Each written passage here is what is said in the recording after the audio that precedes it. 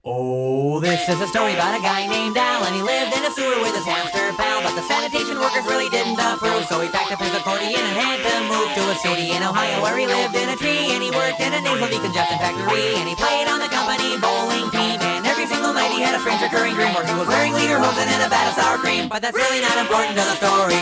Well, the very next year he met a dental hygienist with a spatula tattooed on her arm. But he didn't even touch any lost her number. Then he got himself a job on a tater tot farm, and he spent his life savings on a split level cave 20 miles below the surface of the earth. And he really makes a mighty fine jelly bean and pickle sandwich for what it's worth. Then one day Al was in the forest trying to get a tan when he heard the tortured screaming of a funny little man. He was caught in a bear trap and Al set him free, and the guy that he rescued was grateful as could be. And it turns out he's a big shot producer on TV, so he gives Al a contract, and what do you know? Now he's got his very own Weird Al Show.